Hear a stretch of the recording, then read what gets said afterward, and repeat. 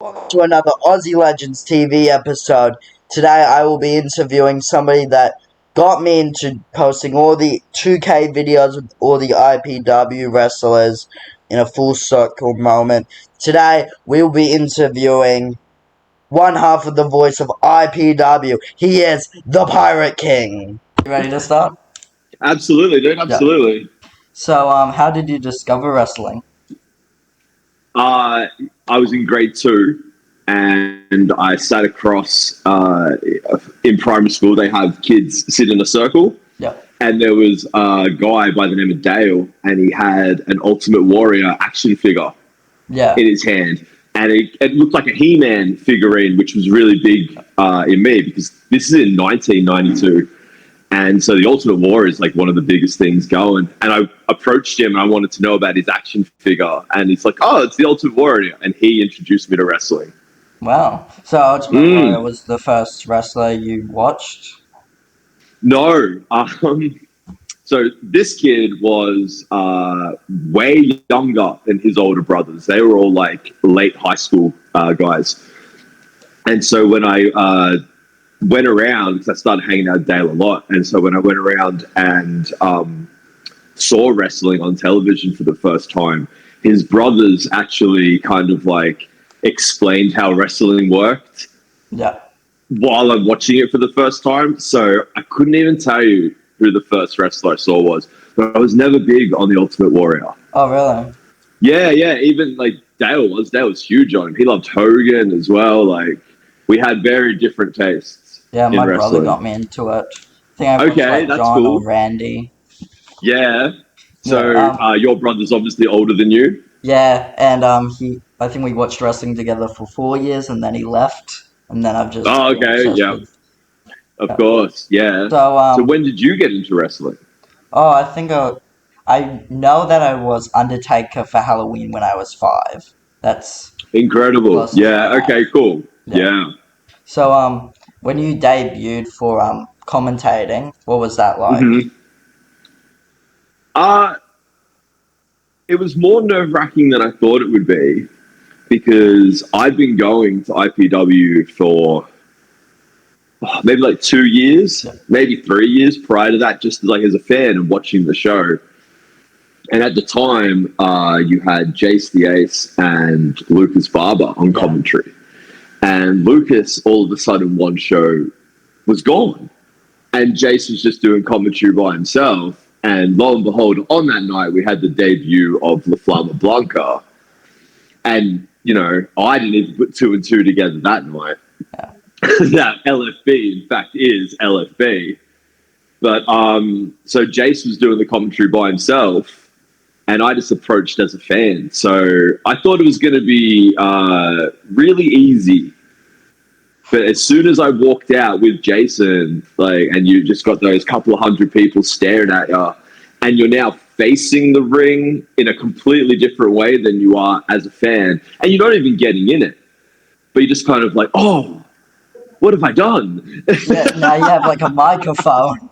Yeah, exactly. Like, I got a microphone now, and I've said that I can talk about wrestling for 2 hours, and now I have to do it. No, it's good. Just, I remember being like strangely nervous the second I walked through the curtain, and I didn't even have to wrestle. Do you know what I mean? I got to sit down, and it was still terrifying. Did you have the same music at We Will Rock You? Yeah, absolutely. So, to the best of my knowledge, We Will Rock You has always been what opens the show. You probably find out that it is. And it's a good one. It's like a classic, do you know what I mean? Everyone knows it. Yeah. Even if like kids like your age, do you know what I mean? Like, I'm 40 and I grew up with it somewhat. But like, it gets you really pumped. It's very simple.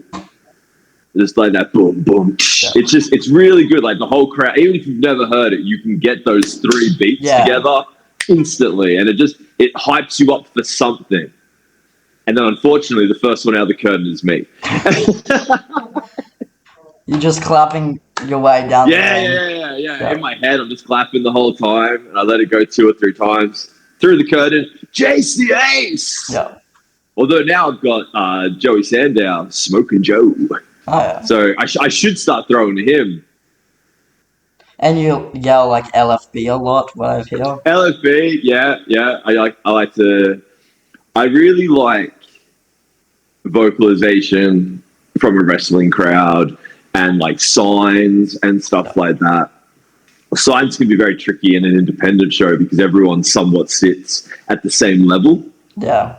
Do you know what I mean? It's not a stadium seating. Yeah. So signs can get in the way, but signs are so like it just you can in one key moment you can show somebody like I'm with you or like F you. Do you know what I mean? Like depending on what kind of sign you want to make. And it also lets the wrestlers know in an instant, like, there's my guy. Those girls are with me. Do you know what I mean? Like it really creates that full atmosphere.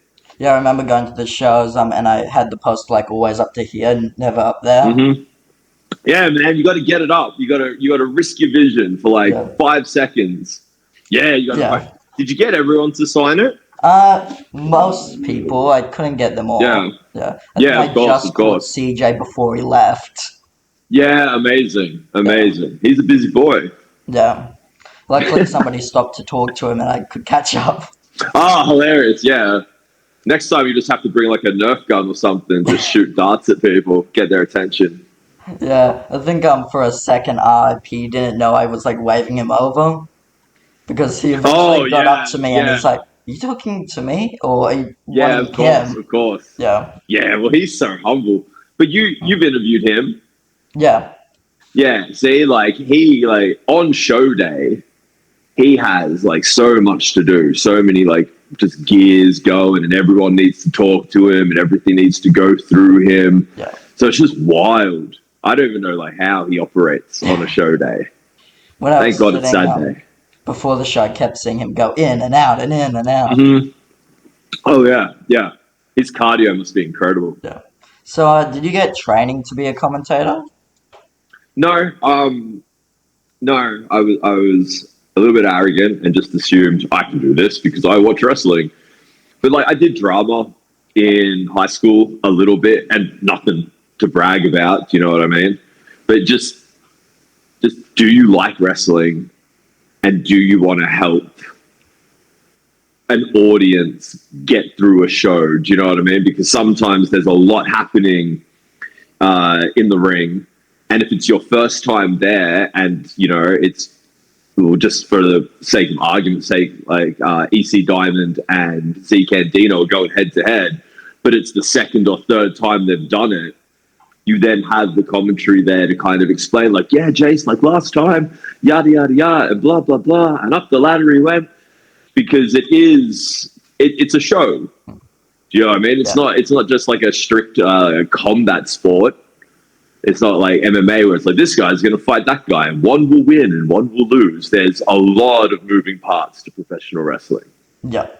And how did you meet Jace the Ace? Like, did you become regular when you... I used to see him like obviously every show because I'd be there as a fan and he'd be there as the commentator and the commissioner. So like I think when we were formally introduced at like a couple of hours before the first show that I worked, he was kind of like, yeah, I recognize you. And I'm like, yeah, brilliant.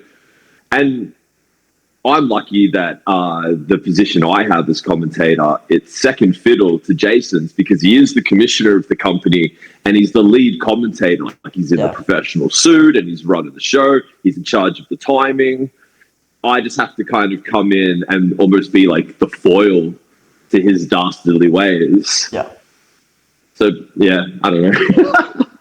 So, if you could have a all-time commentary table, 4 people counting yourself in history. In history? Yeah. You could go RBW, you could go to the bigger companies. Yeah, okay. So, I'm keeping Jace. Yeah. Because I'd probably get very nervous if I wasn't with him. He is my wrestling dad. I keep Jace the Ace, and I would have anytime in history, I'd have like Joey Styles from like 99. Yeah. Like real young Joey Styles. And then of the same era, I'd have like JR. Oh, yeah.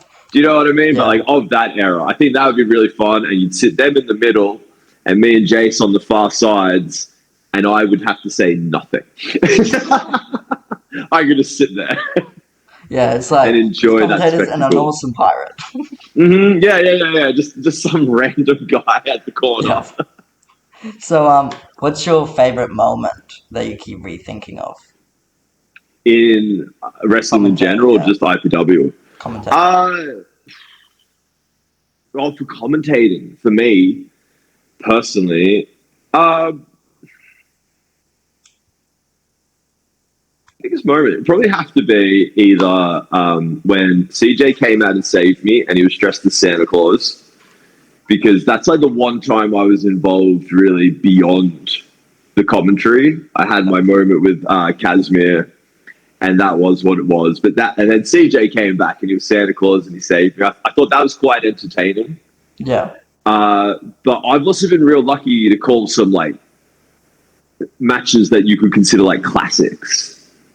And I got to do one that, no matter what anyone has to say about it, I think the whole storyline of Bodie Jackson going from like a massive losing streak to finally getting some wins, to teaming up with Luxford, and they become tag team champions. Then Bodie wins the big one and he's heavyweight champion. And then it's just that classic thing where like the tag team partner just gets jealous and turns on him. And just that whole wave, because Bodie was this up and coming talent, and you just got to see him get better every show. And then you had Luxford, and Luxford, in my opinion, was like an effortless wrestler. He could give you a near perfect wrestling match, and it looked like he put in no effort whatsoever. He just can do his moves. You know what I mean?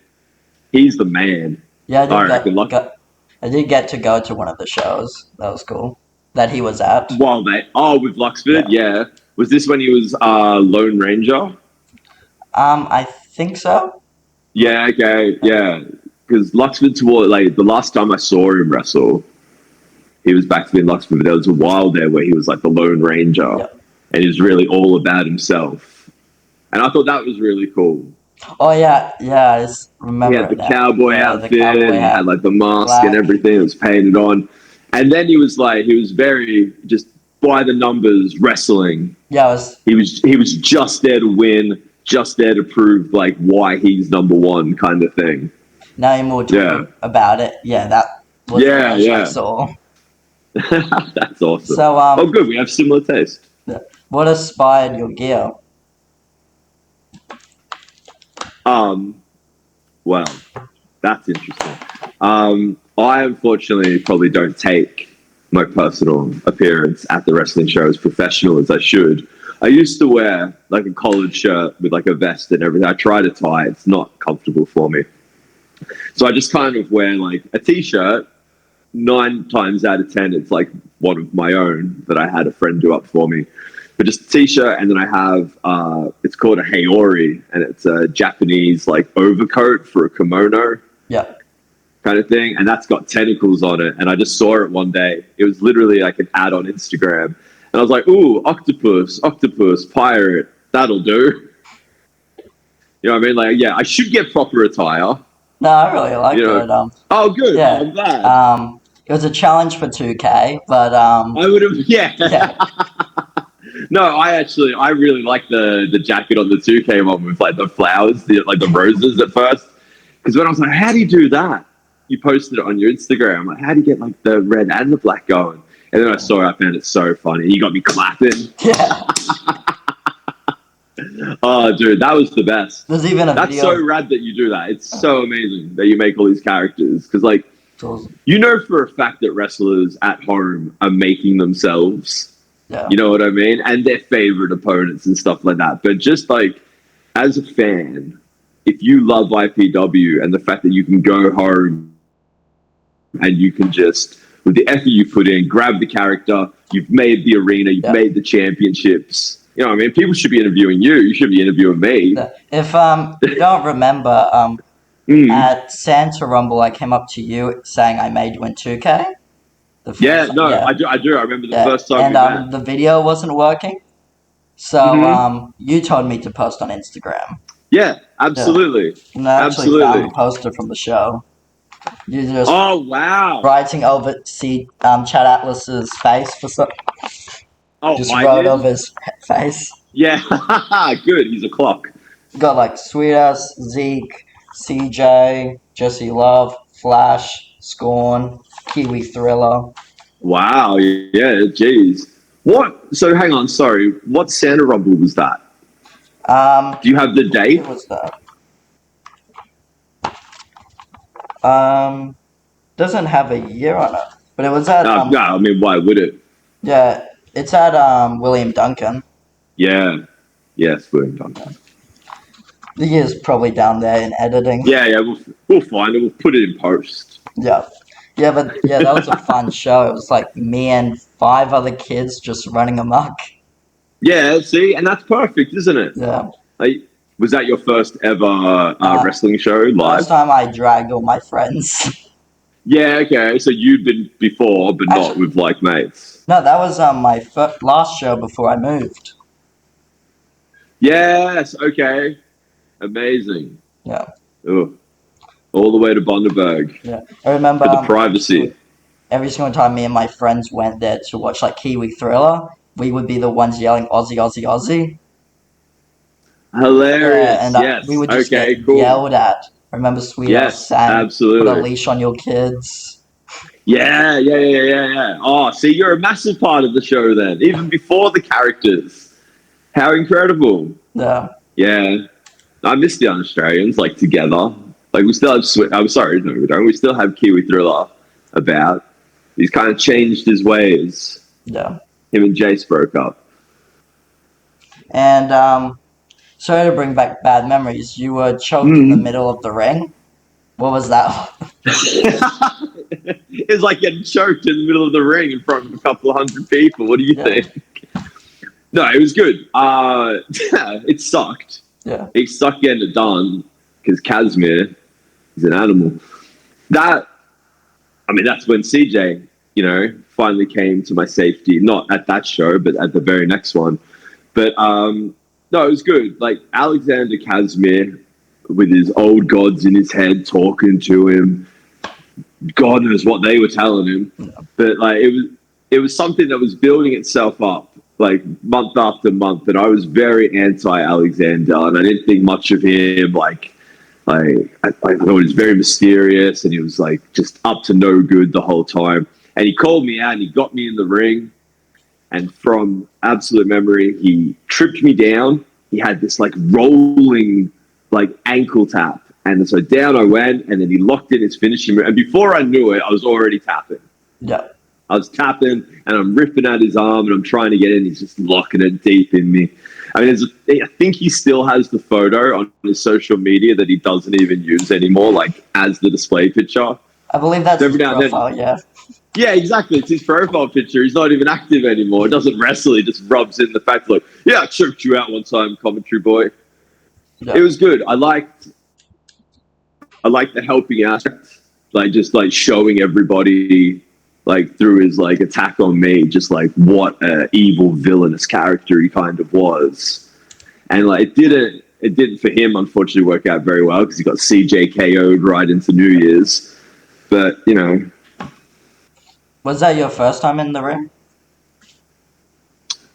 In that way, yeah, I've been in it. But no, that's my first and only time in the ring in like a physical sense. Yeah. I've hopped in the ring a couple of times to do like some of the announcing, like Smoke and Joe does for the boys in title matches. I did that for Zeke for a little while, and then I've done that for CJ before. But like the Casimir incident was like the only time I've been in the ring as like not as a wrestler, but in a wrestling capacity.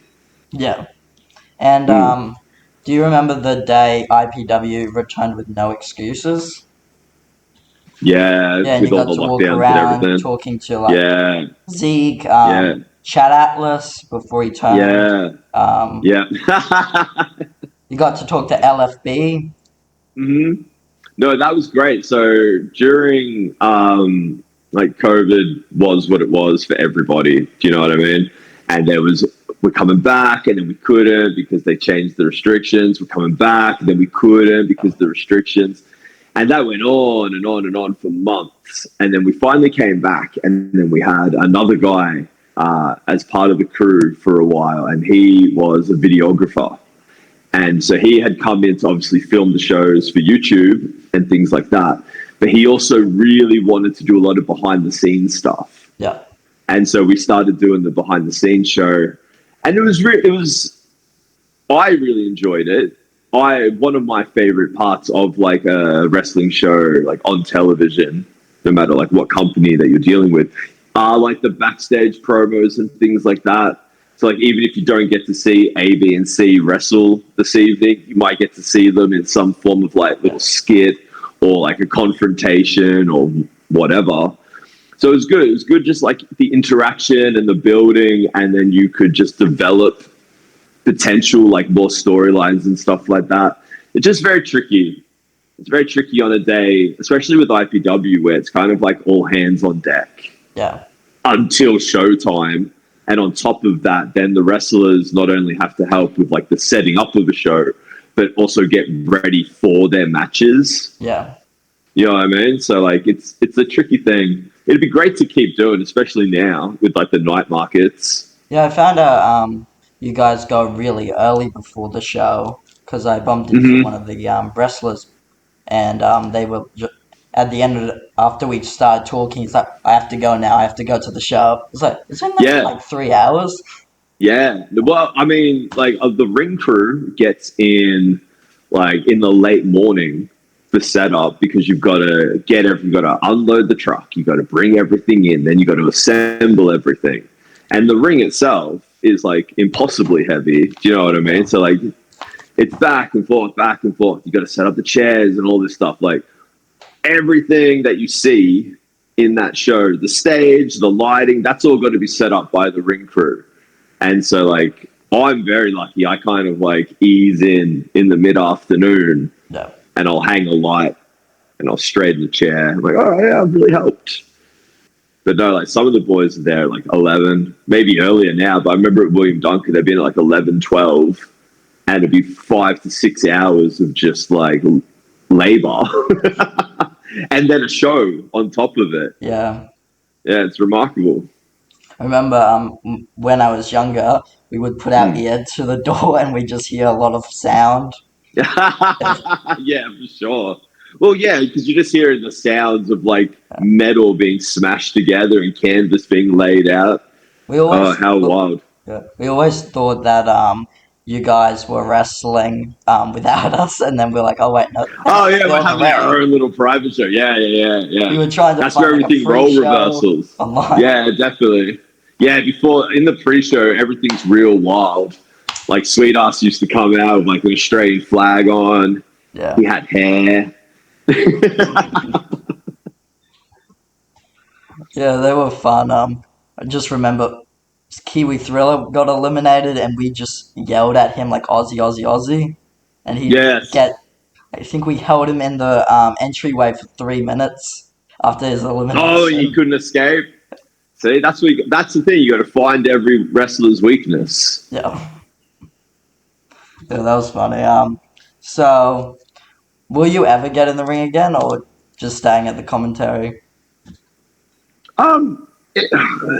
If it made sense, you know, I mean, I don't want to like involve myself too much as the role of commentator. Like Jason, like Jace the Ace as the commissioner, constantly involved. I mean, he fired Toa last show, and like, yeah, still not happy. Well, who is Chad Atlas and Jason? They're the only two that are happy about this. Fires Toa. You've got. Have you watched the match? The Sledgehammer Toa match? It hasn't been posted yet. Right. Okay. So again, no power. Haven't been on YouTube in days. So but I watch like clips. Okay, so they're having a phenomenal match, even with Chad Atlas as the special guest referee. But the whole time in the back of everybody's head is Jason just reminding you, if you put your hands on the official, you're done. That's it. I'm not putting up with it. Da, da, da, da, da, da, da. And then Chad just goads Toa. Just goads him into touching him. And he does, and Chad gets what he deserves, and it's over. It's over in an instant. Not only is the heavyweight championship match over, Toa's fired. Sledgehammer almost couldn't believe it as much as Toa. Yeah. I can't even imagine what was going through the heads of Eugenie and Moko, like, out at the back. But, like, Toa's fired in front of everybody. There's, like, 500 people in the audience. We're at the night markets. And he's just firing Toa. Jason can get involved in matches. Yeah. If I accidentally say something that gets me in trouble again and I get dragged into the ring, so be it. But I like to walk a very fine line down the middle nowadays. Yeah, like Toa's massive. Like I go into the parking lot, we couldn't find our car, and I could only hear "Chow" over and over and over. Went for like 5 straight minutes, and we couldn't find the car. Man. Toa debuted at one of the Santa Rumbles. The year after. There you go, the year after. And there were a lot of debuts at that Santa Rumble. A lot. Like the Bristol Brawler, he debuted. Blair Hex debuted. I'm being really rude now by not remembering other people that debuted. Daikaiju, the Great Beast, he debuted. All at the same Rumble. Yeah, and that's what you want to see at a Santa Rumble. Do you know what I mean? You want to see want to see the wrestlers that you know. You want to see some of the veterans from the past coming back, and then you want to see people debuting. And that's what we got. We got hit after hit after hit. And Toa comes out. He's got no boots on, no shoes, nothing. He's barefoot. And you just kind of like, this kid's got some balls about him. And then he puts on such a showing for a debut.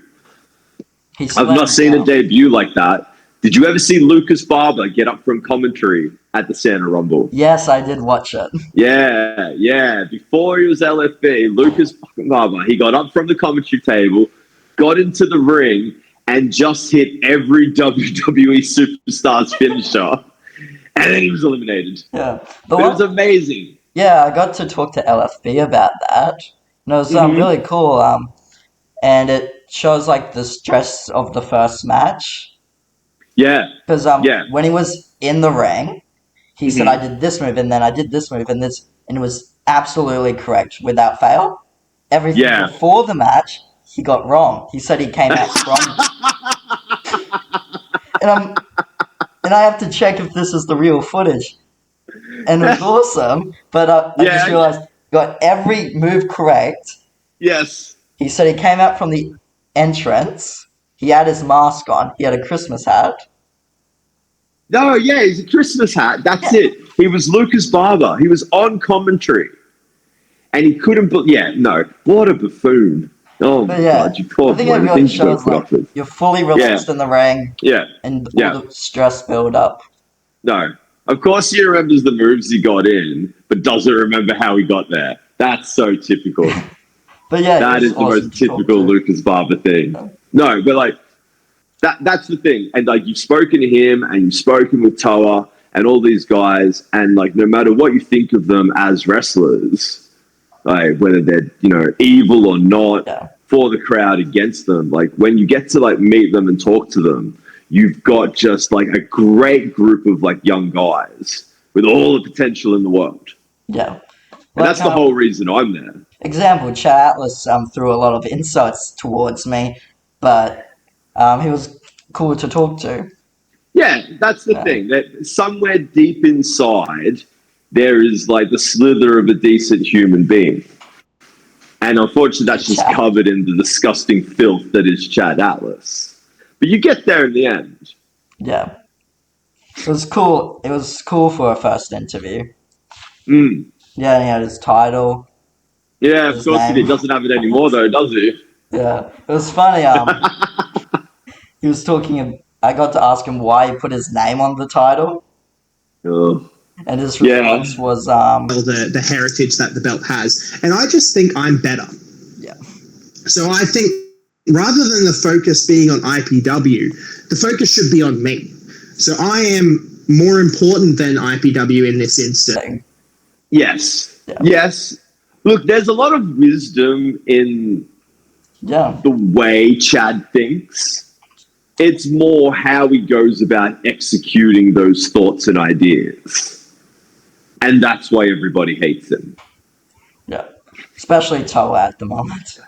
And Toa absolutely should. I would not, and I never want to be Chad Atlas, but I wouldn't want to be Jace the Ace at the moment either. And do you have any funny stories as a commentator? I'm constantly laughing at the things that come out of Jace's mouth. Yeah. So, but like funny stories, in my own stupidity, for the first time we ever had Moko at IPW, I kept referring to him as Mocha, like the coffee. Yeah. Without a mic. And like he let me. I heard him so clearly from like the other side of the ring, correcting me on his name. That's not a funny story, but like that's like something like that was embarrassing for me. Like I don't know the guy, and I'm giving him the wrong name. Not only the wrong name, I'm giving the name of a beverage. It doesn't help, does it? It doesn't do anything for anybody. But that's probably funny for some people. And just, every now and then you'll catch something in the crowd. You'll see a lot of funny reactions from commentary because you have a really good view, obviously, of the ring, but also of the crowd.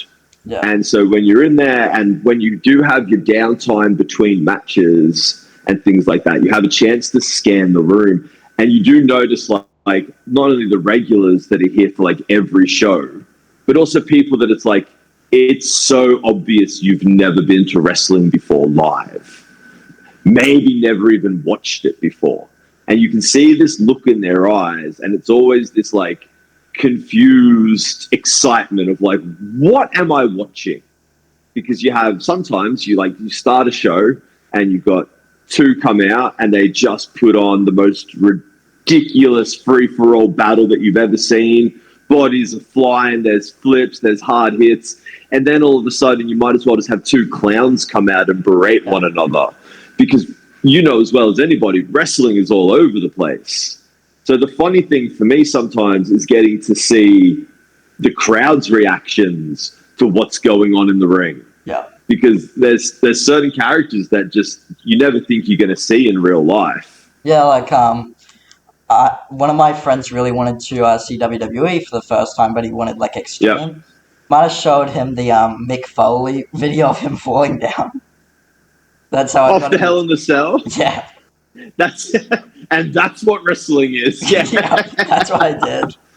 That's the problem. That's a lot to live up to. You know what I mean? When that's the first thing you see. It was awesome to see his reaction, but I did regret it when he just watched the regular sure. SmackDown. Yeah, and it was just like, definitely. Yeah. What is this? I was like, yeah. Why did nobody die in this show like they did that first thing you showed me? Yes. Yeah. If your first introduction to professional wrestling, especially as something as extreme as a Hell in a Cell or a hardcore match, TLC, things like that, like, especially even like at IPW, if one of your first times coming was back in the day when you had like the ladder matches with Bojack and Reaper and things like that, not to take anything away with what we've got going on now, like the ladder match. The hardcore title. The hardcore title, I mean, they had to retire the damn thing. But like, just in William Duncan, do you know what I mean? You rock up, it's your first time ever, it's that unassuming primary school. It's absolutely adorable school. It's got kangaroos just hopping through it. And then you enter that hall, and there's this wrestling ring in the middle, and there's men coming out in sequins robes, and there's guys coming out in face paint, and there's demonic luchadors, Vikings, Jesse Love's coming out and he's gyrating around. There's a Wolfman, there's Mutts, there's all sorts of nonsense. Yeah. And it's a lot for the human brain to take in. And you show a kid the first thing ever, Mick Foley getting thrown off the Hell in a Cell. Yeah, he did. Yeah. He gave me two guidelines. One, extreme wrestling, or Logan Paul. I chose. Right, and so you chose the better of two options. I want to see extreme wrestling, or I want to see Logan Paul. Nothing against Logan Paul; he's athletically brilliant. Yeah. Absolutely, but just like, all right. He would only watch the Logan Paul fights. But that's another thing. Look at how many people would not give wrestling a second thought, but they love Logan Paul, or they just love YouTubers in general, and it's new eyes. Yeah. Do you know what I mean? Like you can't get mad at anything that brings, I think, more attention to wrestling. Yeah. Because it has that stigma to it. Like, oh, why would I watch wrestling? It's, you know, blah blah blah blah blah. All the things that a wrestling fan has heard their hobby and their passion. Yeah. Like just ridiculed with. But it's like you're thinking about it too seriously. Yeah. It's wrestling. That's the beauty of it. It's entertainment. It's I always tell people it's Bold and the Beautiful for like martial artists. Like you're just gonna get ridiculous storylines and then fighting. Instead of somebody slapping somebody and storming out of a room, dramatic music, ad for Special K, we've got Mick Foley getting thrown 20 feet off a steel cage into a commentary table, or me getting choked out in the ring by like some kind of delusional Norseman. Yeah. But the shows have been always fun. Like I remember the first show I went to, you guys said you grabbed a painting and said it was the principal's painting. Because that was my preschool. Okay. Yeah. Okay. So you're alumni of William Duncan. Yeah. And I can say on the first day of school we did get taught how to react around a kangaroo. Yeah, for sure. Yeah. I was shocked. I've lived in Australia almost my entire life, so I've seen my fair share of kangaroos. But the first time I ever went to a William Duncan show, I went to use the bathrooms, and they're kind of around the back of the auditorium. And then there's two kangaroos like 5 meters away from that, just lying down in that kangaroo way. Like, what's going on? You probably don't know, but did you ever see Big Red? It's like a huge one, and it's like red. No. Yeah, it was like luckily not. You would have heard me like yell as I screamed down the car park if there was a big red kangaroo. Yeah. No, they're startling enough when they sneak up on you just at the school, right near where like children usually are playing. Yeah, that was our school level. Yeah. There you go. You're trying to play footy, and there's just kangaroos lounging around. Yeah. We used to we played a lot of touch footy, and we used to call that the fans area.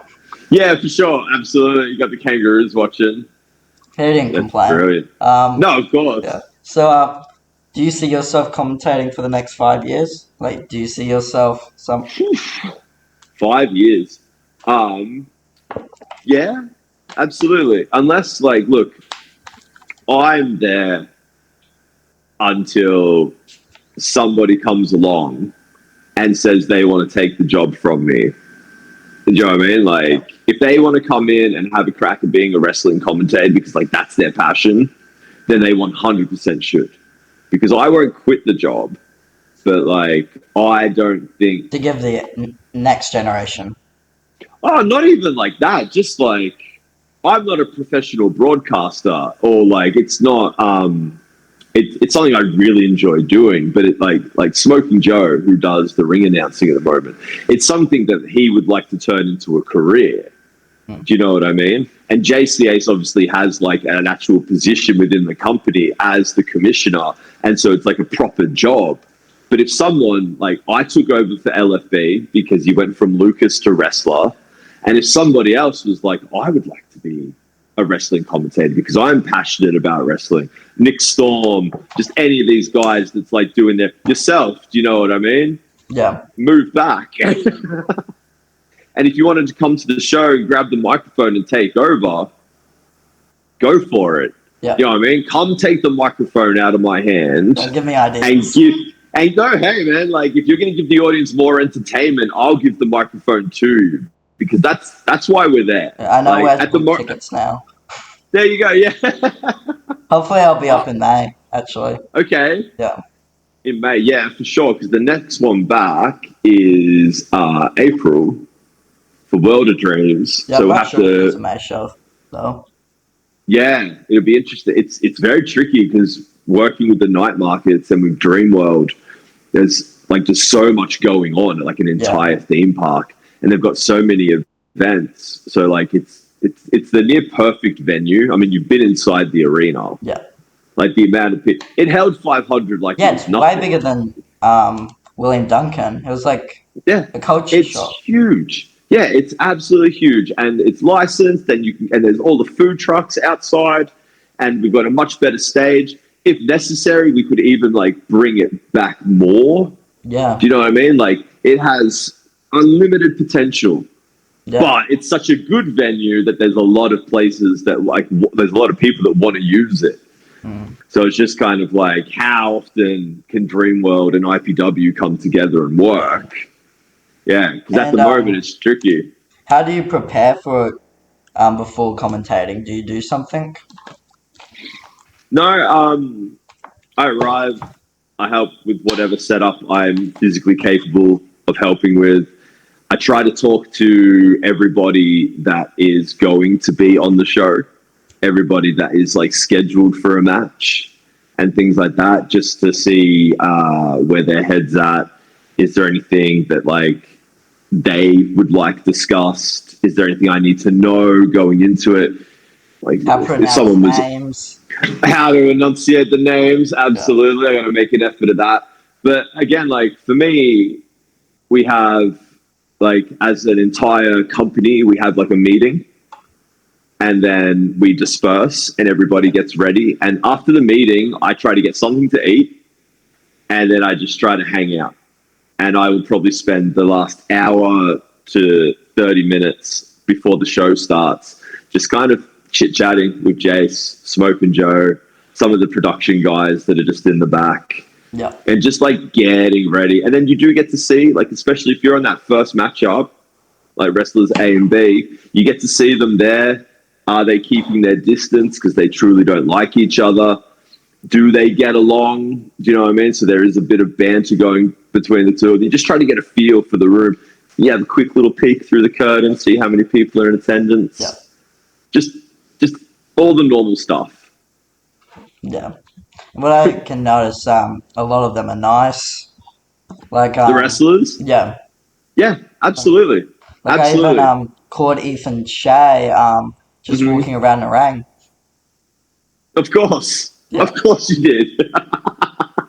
I was just wandering the streets of the ring. I just was walking. I hear, hey! I was like, oh, that's probably somebody from school. And I just heard AuzzieLegends. Are like, that's something.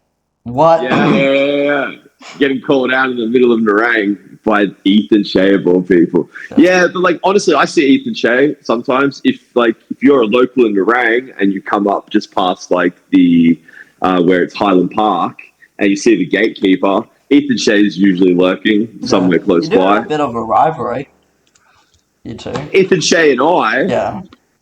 Didn't you guys looks get like the biggest fight idiot backstage, like on the video? Look, that was one time I nearly got jumped by the Eshays, but you know, I don't vape or anything like that, so I had nothing for them. Payphones are free now. Like, you know, I don't even carry spare change. Lunch money. I got nothing for you, Ethan Shea. Yeah, he wants my lunch money. I got nothing. He's looking for a mango fucking Rizzle vape. Sorry, I just swore. But just like, no. Look, Ethan Shea is Ethan Shea. Yeah. And I think since like taking himself a bit more seriously in the ring and they became tag team champions and things like that, like Ethan Shea has grown up a little bit. He's unfortunately out with injury. But like, it's nice. It's nice to see the growth and what is next for the Eshays. Yeah, it was good to see him back. Hopefully he can do more single matches because I think he's only done one. Yeah, definitely. Yeah, it's tricky when you're in a group like that and you're in a tag team like that. And also when you're just a pack of Eshays with razor scooters that you flogged from an op shop.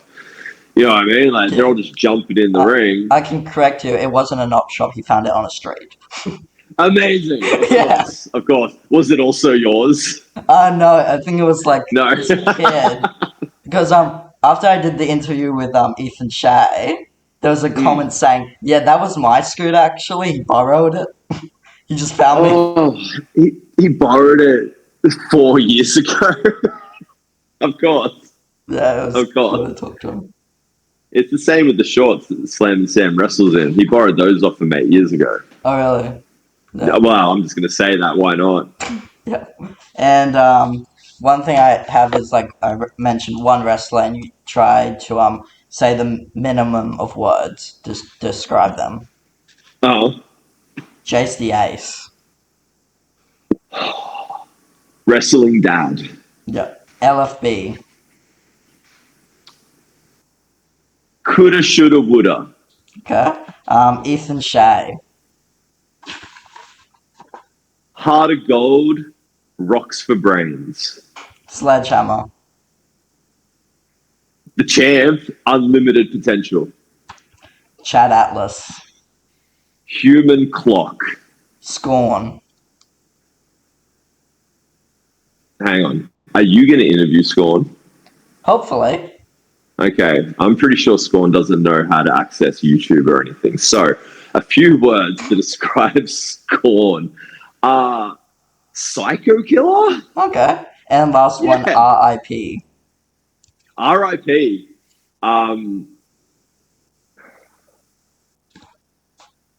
Insane, genius, humble. He is humble, yeah. Look, it's tricky because RIP he's my boss. Do you know what I mean? Thinking. And people weren't super aware. If you knew, you knew, but it was never like thrown in your face. And then Cruz came back one time, and everyone was well aware of Cruz's position within the company as like the son of Hawk. But a lot of people maybe weren't completely aware of where RIP fell into like the family of Hawk as like also one of his sons.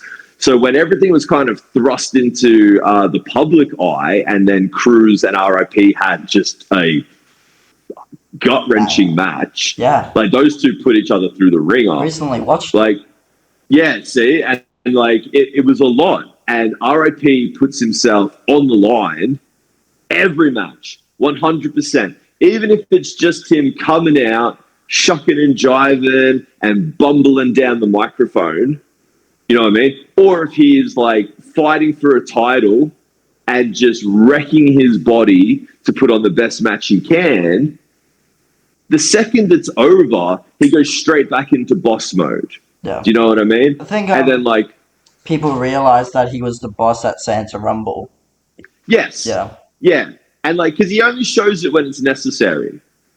Like he's not I'm not trying to blow smoke up his ass or anything like that, because like I know him like as a guy, and not as long as most of the wrestlers have. But it's really interesting for somebody that's like in charge of like all of these lunatics that are professional wrestlers. Do you know what I mean? Like this is the choice they made. No one put a gun to their head and told them to do like a 630 off the turnbuckle. Yeah. Bojack's just that way wired. But someone's got to keep all these boys in control while they're at IPW.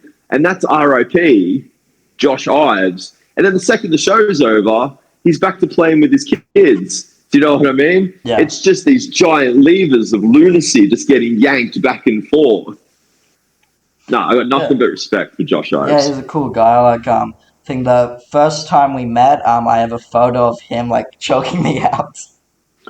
Because See, you're braver than me. I wouldn't get in the ring with Josh Ives. RIP, no way. I think I was talking to like CJ. I got a photo with him. I turn around and he's got like my friend in a chokehold, and he's like, "This is cool." Yeah. Is this the same friend that watched the Mick Foley fall? That was okay. When we were in Gold Coast. It was like 6 kids on the street. Okay. Hanged out, and they heard that I went to like this wrestling show, so we decided to do like a party. We all went to the show, and that was like most of their first times ever, because they've only seen clips. Sure. Yes, of course. Yeah. So that was that's show. good. Yeah. So you've introduced a lot of your friends to pro wrestling. And I think only one has stayed. Yeah. But he's such a good guy, but yeah. I think we can all like attest to that as pro wrestling fans. You can get there you go. Yeah, it's like you can get all of your friends to watch a wrestling match. Can you get them to watch 2? I got them to 3 IPW shows. That's huge. That is huge. Then you know what? That's on us. You brought them 3 separate times and we didn't win them over. So, like, praises to you. We unfortunately failed you. It was cool though. I think it was the funniest because one of the first things one of my friends heard was from RIP, welcome to Hello Kitty Rumble. Oh my god, I remember that. Hello Kitty Rumble. Yeah. It was one of those backstage things too. Yes, yeah. Yeah. So that's like back in like the Order 66 days. Yeah. And that's where like RIP started wrestling much less. And he was there like as the mouthpiece. Actually, he's already spoken about this on his interview with you. But him as the mouthpiece, hilarious. Do you know what I mean? Yeah. Because Bojack was so intimidating in that time and just so good. And he had the title around his waist and he had his minions in Order 66. And then in a second, RIP could just kind of squash all that tension with just a stupid statement. Yeah. Hilarious. I can say when I was younger, I was intimidated by like Bojack, RIP. There's a few that'll still get you. Like sometimes Mutt, he won't put deodorant on. And like, it's scary. I would say, think Ash was one when I was younger. Yes, yeah. Ash. I did think he looked really cool. Ash had the look, and it was cool. And like, there's a lot of homages in the face paint, like show to show. And so, if you're a bit of a fanboy of a lot of other like pop culture things, you could catch it in a lot of the stuff that Ash wore. But yeah, he was an intimidating individual. And like again, Ash was an interesting guy. And again, I apologize for thinking he was Undertaker when I was 7. Yeah, but you're 7. Yeah. He's got the long hair. He's kind of dead. Like, it's understandable. Yeah. I thought I could be a fire engine when I was 7. So, no one's going to get mad at you. So, if somebody wanted to be a commentator, what would you say?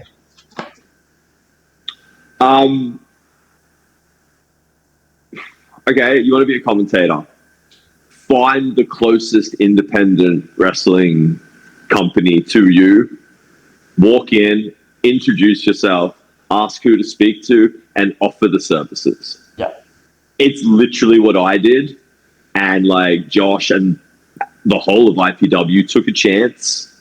Again, I was very fortunate that like a few of the guys knew me from being in the crowd and stuff like that. But like they had Lucas, they had Jace. They didn't have Lucas at the time because of LFB.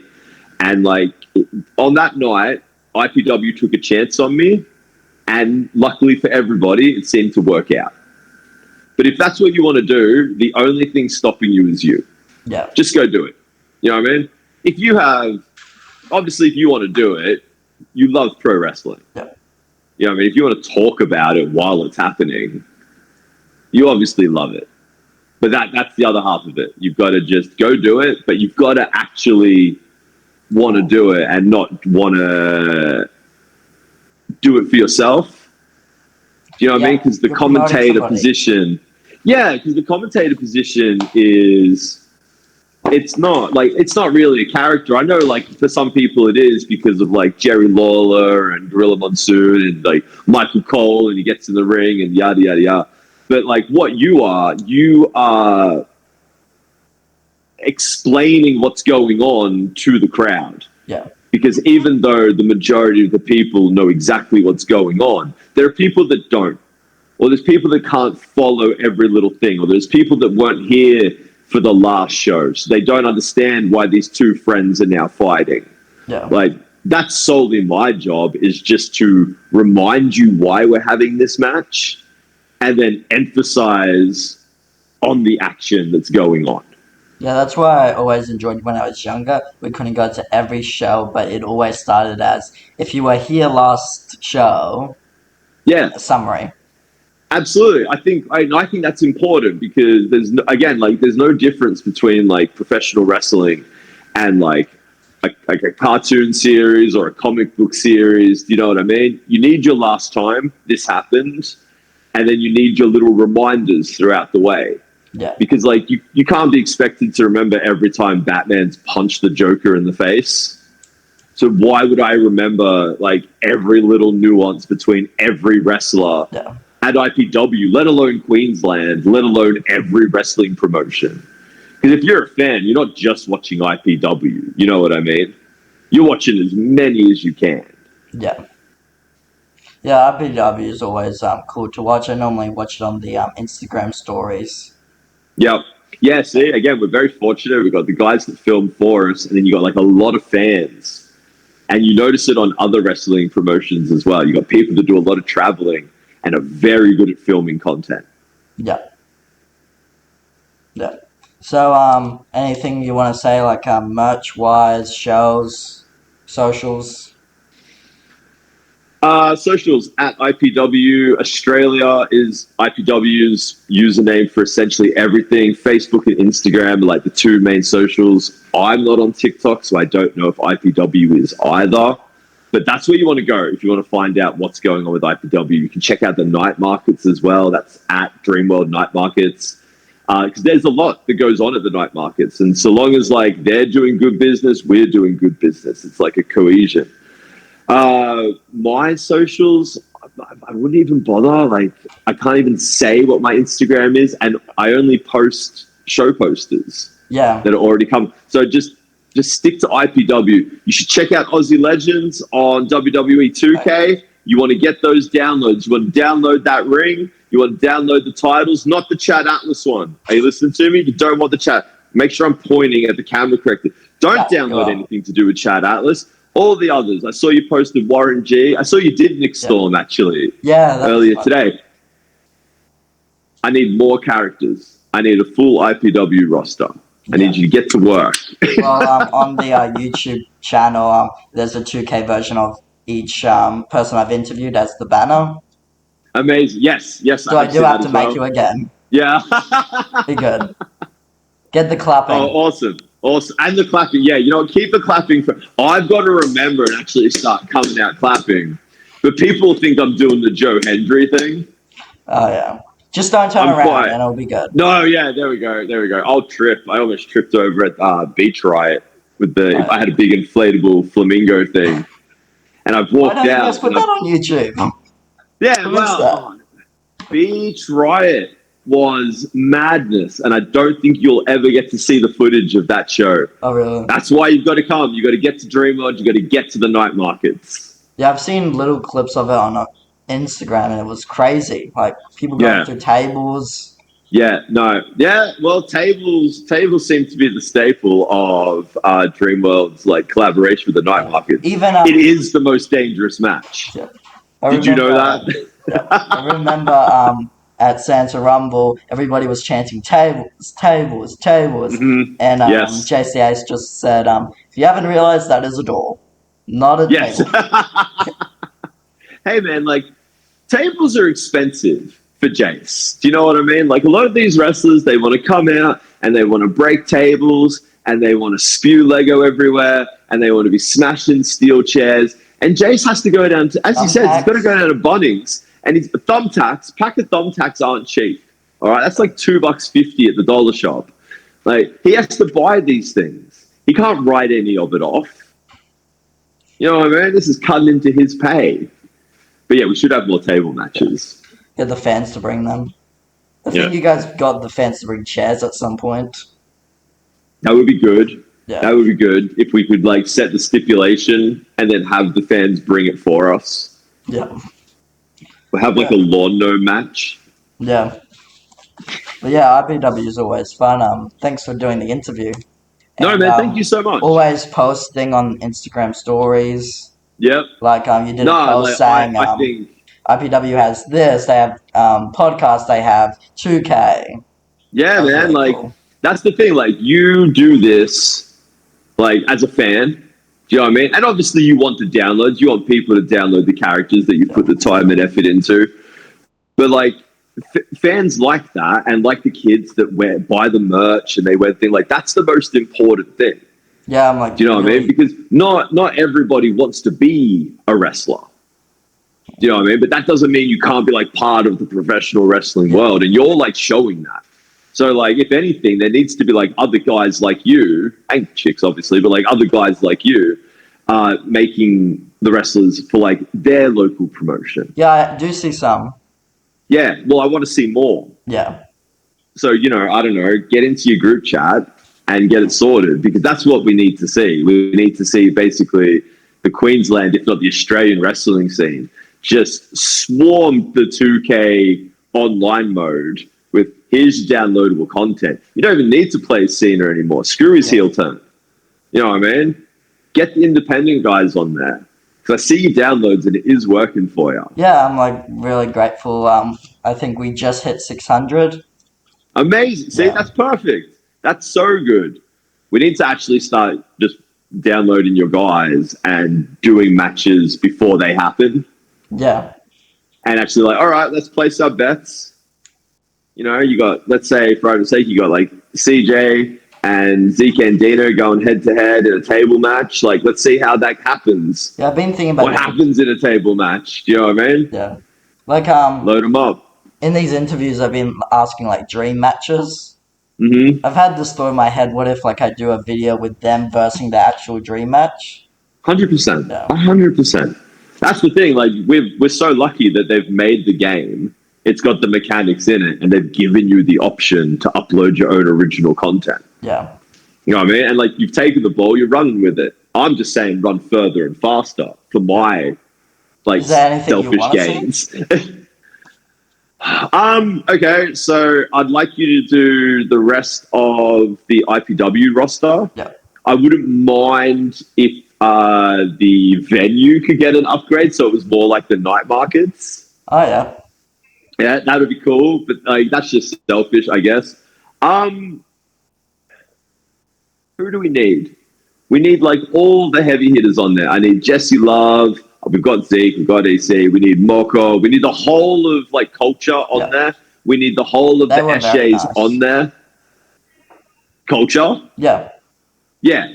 Amazing. See, you got three guys that, well, and obviously I say that, but you got the two guys in Eugenie, and they've come together, and it's the most simple thing. They have a common goal to show why they're the best and to like just push that like Polynesian envelope further, and they're doing it. And they don't just do it at IPW. Do you know what I mean? And that goes for like a lot. Yeah. Can you believe it? For how long, like, at least from my understanding, she's not been wrestling for that long. When are you interviewing her? I already did. It hasn't been uploaded, though. Okay. All right. I got Toa up. Part. Yeah, yes. I saw Toa. That was good. Are you doing Mocha? Yeah. But I haven't made contact yet. Don't call him Mocha. That's it. Jesse Love and Jazzy. Yep. Yeah, all right. Make sure you have like a little censor button when you're interviewing Jesse Love. Okay. You don't know what he's going to say. My friends used to love Jesse Love. I can't find the video, but it was like a girl doing interviews outside IPW.